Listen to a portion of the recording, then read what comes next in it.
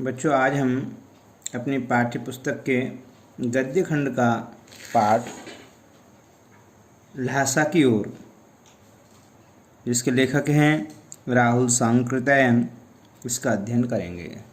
सर्वप्रथम हम लेखक परिचय पढ़ते हैं और उसके पश्चात हम इस पाठ को पढ़ेंगे। राहुल सांकृत्यायन। राहुल सांकृत्यायन का जन्म सन 1893 में उनके ननिहाल गांव पंदहा, जिला आजमगढ़, ये उत्तर प्रदेश में पड़ता है, वहाँ हुआ था। उनका पैतृक गांव कनेला था। उनका मूल नाम केदार पांडेय था। उनकी शिक्षा काशी, आगरा और लाहौर में हुई थी। सन 1930 में उन्होंने श्रीलंका जाकर बौद्ध धर्म ग्रहण कर लिया था। तब से उनका नाम राहुल सांकृत्यायन हो गया। राहुल जी पाली, प्राकृत, अपभ्रंश, तिब्बती, चीनी, जापानी, रूसी सहित अनेक भाषाओं के जानकार थे। उन्हें महापंडित कहा जाता था। सन 1963 में उनका देहांत हो गया। राहुल सांकृत्यायन ने उपन्यास, कहानी, आत्मकथा, यात्रावृत्त, जीवनी, आलोचना, शोध आदि अनेक विधाओं में साहित्य सृजन किया। इतना ही नहीं, उन्होंने अनेक ग्रंथों का हिंदी में अनुवाद भी किया। मेरी जीवन यात्रा ये 6 भागों में प्रकाशित हुई है। दर्शन दिग्दर्शन, 22वीं सदी, वोल्गा से गंगा, भागो नहीं दुनिया को बदलो, दिमागी गुलामी और घुमक्कड़ शास्त्र उनकी प्रमुख कृतियां हैं। साहित्य के अलावा दर्शन, राजनीति, धर्म, इतिहास, विज्ञान आदि विभिन्न विषयों पर राहुल जी द्वारा रचित पुस्तकों की संख्या लगभग 150 है। राहुल जी ने बहुत सी लुप्त प्राय सामग्री का उद्धार कर अत्यंत महत्वपूर्ण कार्य किया है। यात्रा वृत्त लेखन में राहुल जी का स्थान अन्यतम है। उन्होंने घुमक्कड़ी का शास्त्र रचा। उनका सारा जीवन घुमक्कड़ के रूप में व्यतीत हुआ और उन्होंने घुमक्कड़ी का शास्त्र रचा और उससे होने वाले लाभों का विस्तार से वर्णन करते हुए मंजिल के स्थान पर यात्रा को ही घुमक्कड़ का उद्देश्य बताया। अधिकांश लोगों का कहना होता है कि घुमक्कड़ का उद्देश्य होता है मंजिल प्राप्त करना, लेकिन उन्होंने मंजिल के स्थान पर यात्रा को ही घुमक्कड़ का उद्देश्य बताया। घुमक्कड़ी से मनोरंजन, ज्ञानवर्धन एवं अज्ञात स्थलों की जानकारी के साथ साथ भाषा एवं संस्कृति का भी आदान प्रदान होता है। राहुल जी ने विभिन्न स्थानों के भौगोलिक वर्णन के अतिरिक्त वहाँ के जनजीवन की सुंदर झांकी प्रस्तुत की है। संकलित अंश राहुल जी की प्रथम तिब्बत यात्रा से लिया गया है, जो उन्होंने सन 1929 से 30 में नेपाल के रास्ते से की थी। उस समय भारतीयों को तिब्बत यात्रा की अनुमति नहीं थी, इसलिए उन्होंने यह यात्रा एक भिखमंगे के छद्म वेश में की थी। इसमें तिब्बत की राजधानी ल्हासा की ओर जाने वाले दुर्गम रास्तों का वर्णन उन्होंने बहुत ही रोचक शैली में किया है। इस यात्रा वृत्तांत से हमें उस समय के तिब्बती समाज के बारे में भी जानकारी मिलती है। अब हम अपना पाठ प्रारंभ करते हैं ल्हासा की ओर। इस पाठ में लेखक ने अपनी तिब्बत यात्रा का विस्तार से वर्णन किया है। पाठ प्रारंभ करते हैं। वह नेपाल से तिब्बत जाने का मुख्य रास्ता है। फरी कलिम्पोंग का रास्ता जब नहीं खुला था तो नेपाल ही नहीं हिंदुस्तान की भी चीज़ें इसी रास्ते से होकर के तिब्बत जाया करती थी।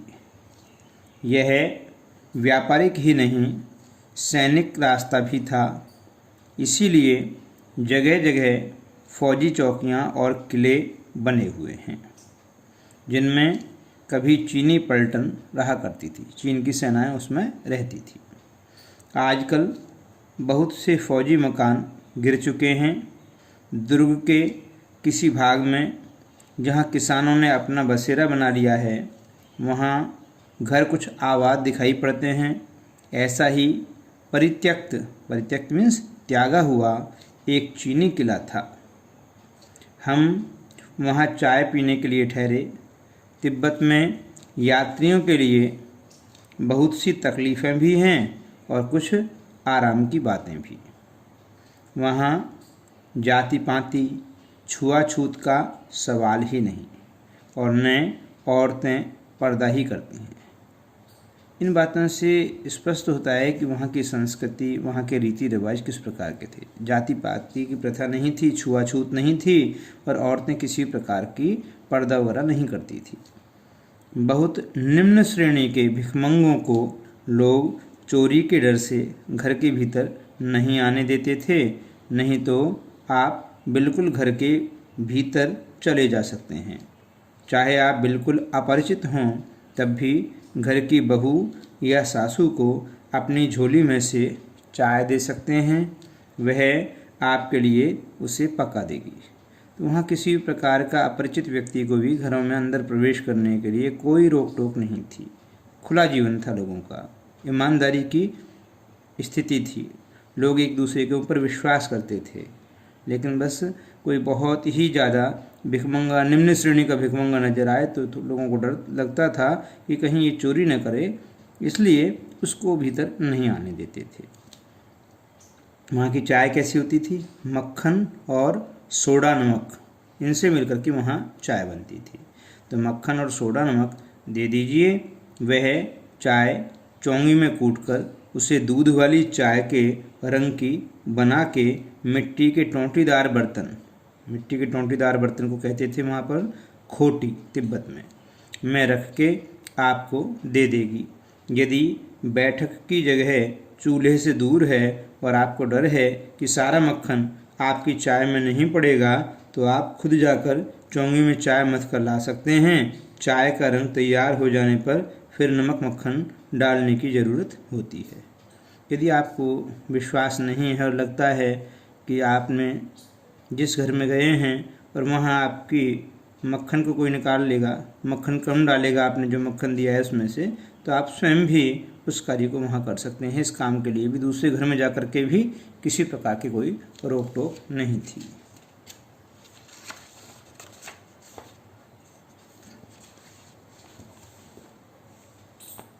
परित्यक्त चीनी किले से जब हम चलने लगे तो एक आदमी राहदारी मांगने आया। ये राहदारी क्या होती है? ये वहाँ मजिस्ट्रेट के द्वारा अनुमति पत्र दिया जाता है, परमिशन लेटर होता है एक प्रकार का, जिसके बाद में ही आपको वहाँ प्रवेश संभव है। तो एक आदमी राहदारी मांगने आता है। हमने वह दोनों चिटें उसे दे दी। शायद उसी दिन हम थोंगला के पहले के आखिरी गांव में पहुंच गए थे। यहाँ भी सुमति के जान पहचान के आदमी थे। ये सुमति कौन था? ये तिब्बत यात्रा में ही लेखक को एक सहयात्री और मिल गया था। ये मंगोल का रहने वाला था, ये भी एक भिक्षु था और वहाँ यात्रा पर आया हुआ था। लेखक की उससे दोस्ती हो गई, उसका नाम था सुमति। उसके जान पहचान के आदमी थे और भिखमंगे रहते भी ठहरने के लिए अच्छी जगह मिली।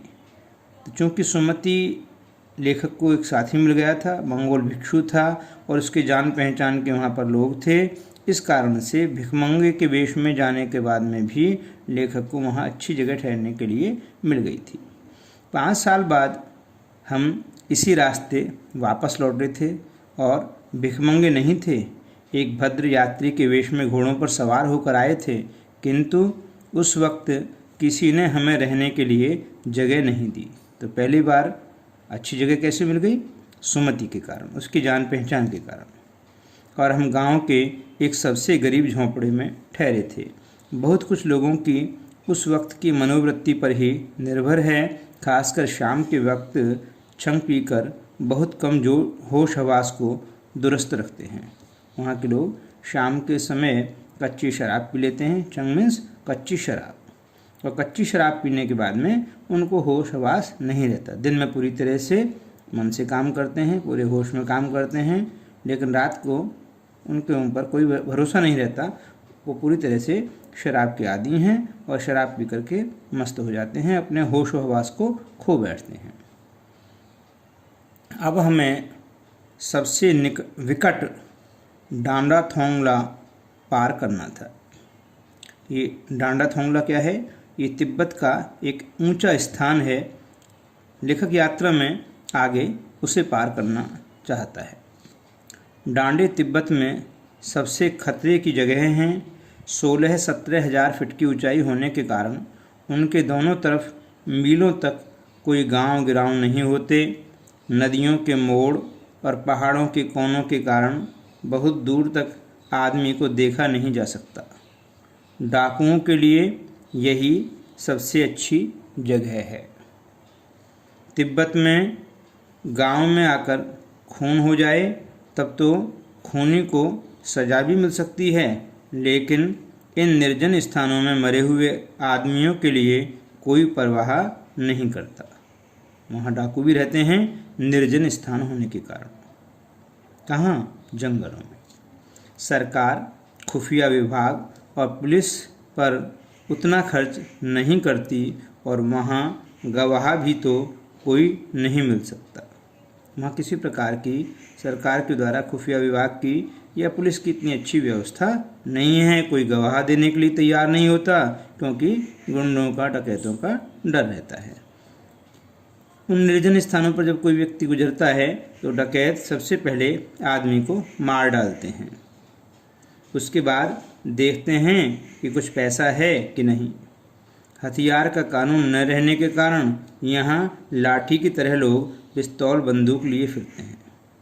वहाँ किसी प्रकार का हथियार साथ में रख सकते हैं या नहीं रख सकते हैं, इस प्रकार का कोई कानून नहीं है। और उसका कारण ये है कि वहाँ डकैत हैं और उन डकैतों से रक्षा के लिए लोग हथियार अपने पास में हमेशा रखते हैं। पिस्तौल बंदूक इनको तो इस तरीके से रखते हैं जैसे लोग लाठी लिए डोलते हैं। डाकू यदि जान से न मारे तो खुद उसे अपने प्राणों का खतरा है। निर्जन स्थानों में डाकू और राहगीरों को लूटने से पहले मार डालते हैं। क्यों मार डालते हैं? क्योंकि उनको मालूम है कि इन राहगीरों के पास में भी पिस्तौल बंदूक हो सकते हैं। यदि हम इन्हें नहीं मारेंगे, यदि हम इन्हें लूटने का प्रयास करेंगे तो ये हमें मार सकते हैं। इसलिए अपने खुद के प्राणों को बचाने के लिए डाकू सबसे पहले राहगीरों को, जिनको लूटना होता है, उन्हें मार डालते हैं। गाँव में हमें मालूम हुआ कि पिछले ही साल थोंगला के पास खून हो गया। शायद खून की हम उतनी परवाह नहीं करते, क्योंकि हम भिखमंगे थे और जहाँ कहीं वैसी सूरत देखते, कैसी, तो कोई सामने से लगता कि शायद डाकू है, कहीं लूट न ले, तो हम क्या करते, टोपी उतार कर, जीभ निकाल कर कुची कुची का अर्थ दया दया, 1 पैसा दे दो, इस प्रकार की बातें कहते और भीख मांगने लग जाते। जिससे क्या होता कि डाकू को ये लगने लगता कि ये कोई राहगीर पैसे वाला नहीं है, बल्कि कोई भिखारी है। लेकिन पहाड़ की ऊंची चढ़ाई थी, पीठ पर सामान लादकर कैसे चलते, और अगला पड़ाव 16-17 मील से कम नहीं था। मैंने सुमति से कहा कि यहाँ से लंगकौर तक के लिए 2 घोड़े कर लो, सामान भी रख लेंगे और चढ़े चलेंगे। तो लेखक आगे की यात्रा घोड़ों के माध्यम से करना चाहता है और अपने साथी सुमति से कहता है कि यहाँ से 2 घोड़े कर लेते हैं और हम उन दोनों घोड़ों पर बैठ करके फिर यात्रा आगे की करेंगे। दूसरे दिन हम घोड़ों पर सवार होकर ऊपर की ओर चले। डांडे से पहले एक जगह चाय पी और दोपहर के वक्त डांडे के ऊपर जा पहुँचे। हम समुद्र तल से 17-18 1000 फीट ऊंचे खड़े थे। हमारी दक्षिण तरफ पूरब से पश्चिम की ओर हिमालय के हजारों श्वेत शिखर चले गए थे। भीटे की ओर दिखने वाले, भीटे क्या है? टीले के आकार के जो ऊंचे स्थान हैं उनको भीटे कहा जाता है। तो भीटे की ओर दिखने वाले पहाड़ बिल्कुल नंगे थे, न वहाँ बर्फ़ की सफ़ेदी थी न किसी तरह की हरियाली। उत्तर की तरफ बहुत कम बर्फ़ वाली चोटियाँ दिखाई पड़ती थी। सर्वोच्च स्थान पर डांडे के देवता का स्थान था, जो पत्थरों के ढेर, जानवरों के सींगों और रंग बिरंगे कपड़े की झंडियों से सजाया गया था। अब हमें बराबर उतराई पर चलना था। चढ़ाई पूरी हो चुकी थी, अब उतराई पर आना था। चढ़ाई तो कुछ दूर थोड़ी मुश्किल थी, लेकिन उतराई बिल्कुल नहीं। शायद 2-1 और सवार साथी हमारे साथ चल रहे थे। मेरा घोड़ा कुछ धीमे चलने लगा। मैंने समझा कि चढ़ाई की थकावट के कारण ऐसा कर रहा है और उसे मारना नहीं चाहता था। लेखक का घोड़ा धीरे चल रहा था। लेखक ने सोचा भी कि धीरे क्यों चल रहा है, लेकिन मन में तुरंत विचार आया कि शायद ये थक गया होगा, इसलिए धीरे चल रहा है। धीरे धीरे वह बहुत पिछड़ गया अन्य यात्रियों से और सुमति के घोड़े से, और मैं दोनक्विस्तो की तरह अपने घोड़े पर झूमता हुआ चला जा रहा था। ये दोनक्विस्तो क्या है? ये स्पेनिश उपन्यास का नायक है जो घोड़े पर बैठ करके चला करता था। तो उसकी तरह से अपने घोड़े पर झूमता हुआ लेखक आगे बढ़ चला था। जान नहीं पड़ता था कि घोड़ा आगे जा रहा है या पीछे। जब मैं जोर देने लगता तो वह और सुस्त पड़ जाता। एक जगह 2 रास्ते फूट रहे थे, वहाँ से 2 रास्ते निकलते हैं अलग अलग। लेखक भ्रमित हो गया कि मैं किस रास्ते पर जाऊँ। लेखक कहता है कि मैं बाएं का रास्ता ले 1.5 मील चला गया। आगे एक घर में पूछने से पता लगा कि लंकोर का रास्ता दाहिने वाला था। फिर लौटकर उसी को पकड़ा। 4-5 बजे के करीब मैं गांव से मील भर पर था, मील भर दूरी पर। तो सुमति इंतजार करते हुए वहाँ मिले। मंगोलों का मुँह, ये सुमति कौन है? ये मंगोल जाति का भिक्षु था। तो मंगोलों का मुँह वैसे ही लाल होता है, और अब तो वह पूरे गुस्से में था। सुमति गुस्से में क्यों था? क्योंकि सुमति एक लंबे समय से वहाँ अपने साथी का, राहुल सांकृत्यायन जी का इंतजार कर रहा था। उन्होंने कहा, मैंने 2 टोकरी कंडे फूंक डाले, 3-3 बार चाय को गर्म किया। मैंने बहुत नरमी से जवाब दिया, लेकिन मेरा कसूर नहीं है मित्र। देख नहीं रहे हो कैसा घोड़ा मुझे मिला है? मैं तो रात तक पहुंचने की उम्मीद रखता था। खैर, सुमति को जितनी जल्दी गुस्सा आता था उतनी ही जल्दी वह ठंडा भी हो जाता था। लंकोर में वह एक अच्छी जगह पर ठहरे थे। यहाँ भी उनके अच्छे यजमान थे। पहले चाय सत्तू खाया, रात को गर्मा गर्म थुक्पा मिला। ये थुक्पा क्या है? वहाँ तिब्बत के गाँवों में सत्तू और चावल के साथ में मूली, हड्डी, मांस से युक्त एक लेई नुमा तरल पदार्थ बना करके तैयार किया जाता है, जिसको सत्तू और चावल के साथ परोसा जाता है। उसको कहते हैं थुक्पा। तो रात को दोनों ने थुक्पा खाने के लिए काम लिया। अब हम तिंगरी के विशाल मैदान में थे। लेखक कहाँ पहुँचता है? तिंगरी के स्थान पर। अब हम तिंगरी के विशाल मैदान में थे, जो पहाड़ों से घिरा टापू जैसा मालूम होता था, जिसमें दूर एक छोटी सी पहाड़ी मैदान के भीतर दिखाई पड़ती है। उसी पहाड़ी का नाम है तिंगरी समाधिगिरी। आसपास के गांवों में भी सुमति के कितने ही यजमान थे। कपड़े की पतली पतली चिरी बत्तियों के गंडे ख़त्म नहीं हो सकते थे। क्योंकि बोध गया से लाए कपड़े के खत्म हो जाने पर किसी कपड़े से बोध गया का गंडा बना लेते थे। तो सुमति वहाँ जहाँ जहाँ गांव में जाता वहाँ उसके यजमान थे, उनको कुछ प्रसाद देता और गंडे बना करके दिया करता था। वह अपने यजमानों के पास जाना चाहते थे। मैंने सोचा यह तो हफ्ता भर उधर ही लगा लेंगे। मैंने उनसे कहा कि जिस गांव में ठहरना हो उसमें भले ही गंडे बांट दो, मगर आसपास के गांवों में मत जाओ, टाइम ज़्यादा लग जाएगा। इस कारण से लेखक सुमति को मना करते हैं अन्य गांवों में जाने के लिए। इसके लिए मैं तुम्हें लहासा पहुंचकर रुपये दे दूंगा। लेखक सुमति को लहासा पहुंचकर रुपये देने की बातें क्यों कहता है? क्योंकि सुमति अन्य और पास के गांवों में जाकर के अपने गंडों को दिया करता था यजमानों को, और उससे उसको दक्षिणा मिलती थी, पैसा मिलता था। तो लेखक ने कहा कि आप पैसे की चिंता नहीं करें, आप अन्य गांवों में नहीं जाएं, हमें अब चलना है, आपको जो नुकसान होगा उसकी चिंता करने की आवश्यकता नहीं है, मैं आपको लहासा पहुँच करके रुपये दे दूँगा। सुमति ने स्वीकार कर लिया।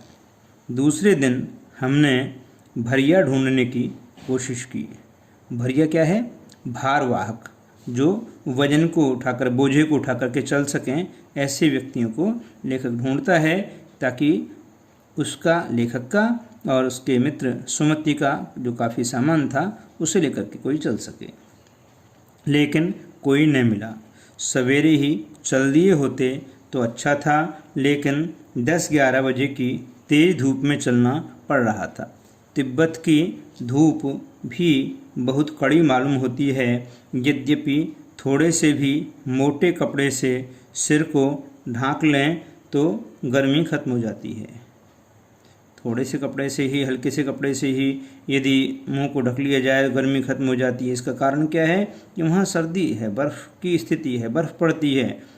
लेकिन जहाँ बर्फ़ ज़्यादा पड़ती है वहाँ दोपहर के समय सूरज भी बहुत तेज़ी से निकलता है, तो चेहरे पर लगने वाली धूप से बचने के लिए एक मोटे से कपड़े से वहाँ वो अपना मुंह ढक लेते हैं तो गर्मी खत्म हो जाती है। आप 2 बजे सूरज की ओर मुँह करके चल रहे हैं, ललाट धूप से जल रहा है और पीछे का कंधा बर्फ़ हो रहा है। ललाट धूप से जल रहा है क्योंकि सूर्य बिल्कुल सामने है, और पीछे का कंधा बर्फ़ क्यों हो रहा है? क्योंकि वहाँ बर्फीली हवाएं चलती हैं, वहाँ चारों ओर बर्फ़ ही बर्फ़ है। फिर हमने पीठ पर अपनी अपनी चीज़ें लादी, डंडा हाथ में लिया और चल पड़े। यद्यपि सुमति के परिचित तिंगरी में भी थे, लेकिन वह एक और यजमान से मिलना चाहते थे। इसलिए आदमी मिलने का बहाना कर शेखर विहार की ओर चलने के लिए सुमति ने लेखक से कहा। तिब्बत की जमीन बहुत अधिक छोटे बड़े जागीरदारों में बटी हुई है। इन जागीरों का बहुत ज़्यादा हिस्सा मठों में अर्थात विहारों के हाथ में है। अपनी अपनी जागीर में हर एक जागीरदार कुछ खेती खुद भी कराता है, जिसके लिए मजदूर बेगार में मिल जाते हैं। उन्हें केवल खाने के लिए दिया जाए, रहने के लिए जगह दी जाए, पैसे की कोई देने की आवश्यकता नहीं है। ऐसे लोगों को बेगार कहा जाता है। बेगार करने के लिए वहाँ लोग मिल जाते थे। खेती का इंतजाम देखने के लिए वहाँ कोई भिक्षु भेजा जाता था। किसके द्वारा? जागीरदार के द्वारा, जो जागीर के आदमियों के लिए राजा से कम नहीं होता। शेखर की खेती के मुखिया भिक्षु, उसका नाम था नमसे, बड़े भद्र पुरुष थे। तो वहाँ नमसे से मुलाकात होती है इसकी, लेखक की और सुमति की। वह बहुत प्रेम से मिले। हालांकि उस वक्त मेरा भेष ऐसा नहीं था कि उन्हें कुछ भी ख्याल करना चाहिए था। यहाँ एक अच्छा मंदिर था जिसमें कंजुर बुद्ध वचन की अनुवादित पुस्तकें, हस्तलिखित पुस्तकें वहाँ थी, और उनकी संख्या कितनी थी? 103 पोथियाँ में पुस्तकें रखी हुई थी। मेरा आसन भी वहीं लगा, क्योंकि मैं अर्थात लेखक पुस्तक पढ़ने के शौकीन थे। वह बड़े मोटे कागज़ पर अच्छे अक्षरों में लिखी हुई पुस्तकें थी। एक एक पोथी 15-15 सेर, 15-15 सेर का मतलब 15-15 किलो से लगभग कम नहीं होंगी। सुमति ने फिर आसपास अपने यजमानों के पास जाने के बारे में पूछा। मैं अब पुस्तकों के भीतर था, इसलिए मैंने उन्हें जाने के लिए कह दिया। लेखक ने सोचा कि यदि जाना चाहते हैं अपने यजमानों के पास तो चले जाएं। लेखक ने उन्हें जाने की इजाज़त क्यों दे दी? क्योंकि वहाँ पर लेखक को बुद्ध वचन अनुवाद की हस्तलिखित 103 प्रतियाँ पुस्तकें मिल गई थी। लेखक उनको पढ़ना चाह रहा था, उनका अध्ययन करना चाह रहा था। दूसरे दिन वह गए। मैंने समझा था 2-3 दिन लगेंगे, लेकिन वह उसी दिन दोपहर बाद चले आए। तिंगरी गांव वहां से बहुत दूर नहीं था। हमने अपना अपना सामान पीठ पर उठाया और भिक्षु नमसे से विदाई लेकर वहां से चल पड़े। इस प्रकार से लेखक ने तिब्बत की यात्रा की थी।